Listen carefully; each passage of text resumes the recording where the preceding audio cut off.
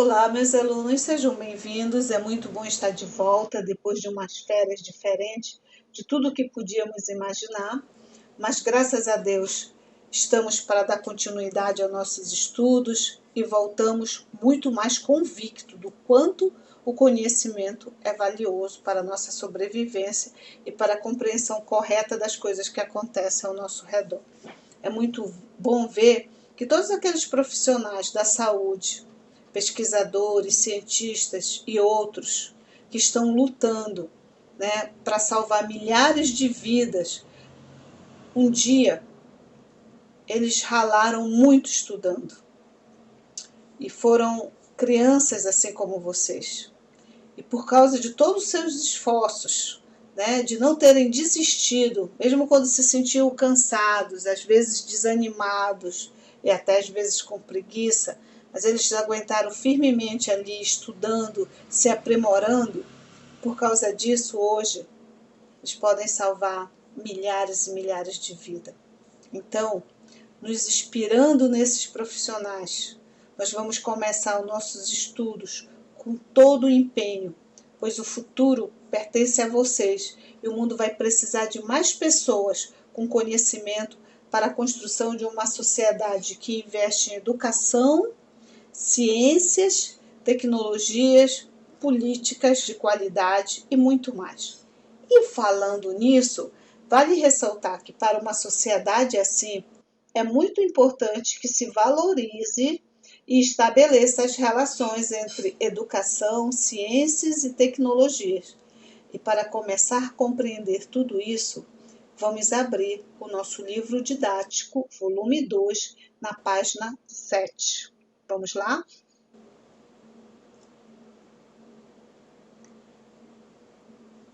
E a pergunta que não quer calar no nosso conteúdo é: o que significa estabelecer relações?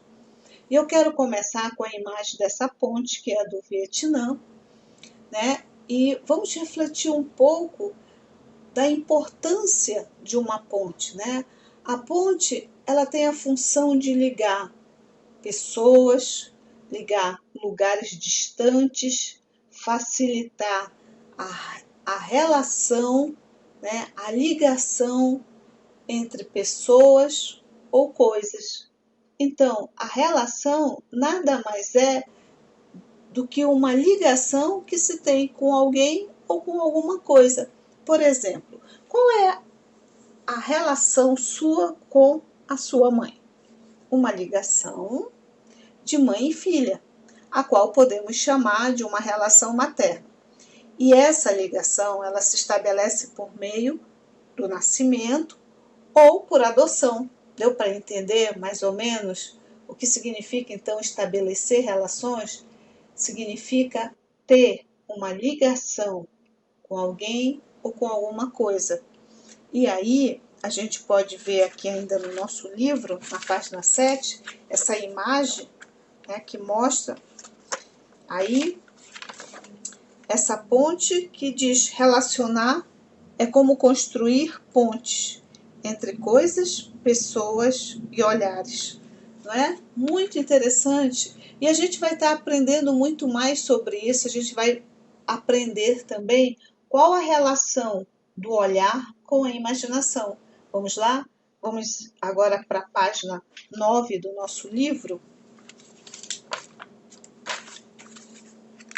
Nós já vimos em aulas anteriores que o olhar é como abrir uma janela entre nós e o mundo.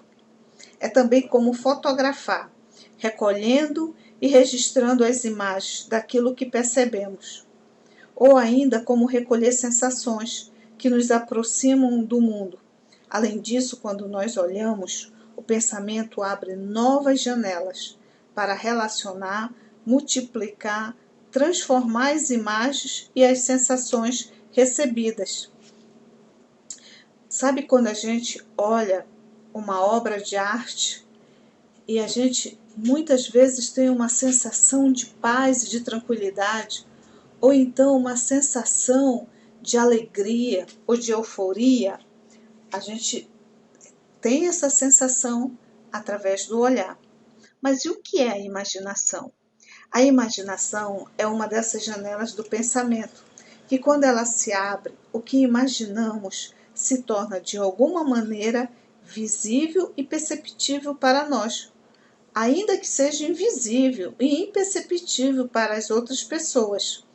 Quando encontramos um jeito de expressar o que imaginamos, novos olhares podem observar e registrar, relacionar, modificar e até mesmo manifestar de outros modos o que trouxemos à tona do nosso mundo interior. Então, a imaginação, ela pode ser despertada por um olhar curioso, que nos leva a fazer perguntas e a buscar respostas. Um olhar como o dos filósofos, que nos faz questionar qual o significado daquilo que estamos vendo ou sentindo, como as coisas são e como elas poderiam ser. Então, no primeiro momento que nós não conhecemos e nem estamos entendendo aquilo que estamos vendo ou percebendo, entra em ação a nossa imaginação. E a imaginação, ela está ligada também aos sonhos, à beleza, à criação, possibilitando a cada pessoa a construção de um mundo novo dentro de si, no qual tudo é possível e o que os desejos e os sonhos se realizam. É nesse lugar, né? Nesse lugar você pode ser uma rainha, uma princesa, você pode ser um grande artista, você pode ser muitas coisas usando a sua imaginação. E a imaginação, ela pode ser considerada uma fonte de pensamentos belos, criativos e envolventes, né? E a maioria dos artistas faz muito bem o uso da imaginação. Mas também ela pode se relacionar com o contrário da beleza e da alegria, tornando-se uma fonte de pensamento incômodos, ruins e assustadores. Usando a minha imaginação, eu posso, através dela, ter pensamentos até mesmo equivocados, tá certo?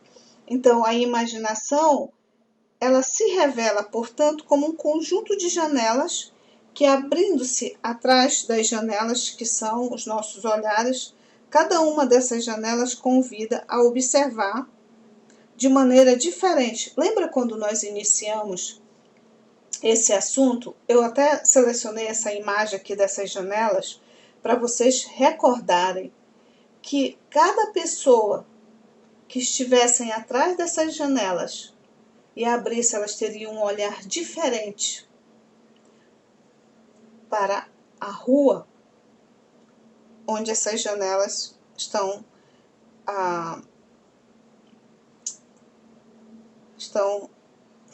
feitas, né? Então, olha lá, vamos pensar lá, né? Cada uma dessas janelas convida as pessoas para observar e cada pessoa vai observar certamente de forma diferente, porque cada pessoa pode ter um olhar e uma compreensão e uma imaginação a respeito de alguma coisa ou de alguma pessoa diferente da sua, por exemplo. E falando mais ainda sobre imaginação, nós vamos falar de uma forma agora com o pensamento filosófico. Então, a percepção que nós temos do mundo ao nosso redor, por meio dos sentidos, provoca sensações que podem ser agradáveis ou desagradáveis, né? Então, quando desconhecemos a causa dessas sensações, a imaginação logo entra em ação para nos ajudar a formar uma ideia sobre o que nos afetou e tentamos assim saber se o objeto é belo ou feio, bom ou mal, seguro ou perigoso. Vamos imaginar que você esteja numa brincadeira e nessa brincadeira você tem que meter a mão dentro de uma caixa que tem algo lá que ninguém conta para você o que é e que a assim que você começa a colocar a mão dentro da caixa, sem que você consiga ver o que está lá dentro, as pessoas então começam a rir, começam a demonstrar um certo pavor e a sua imaginação entra em ação.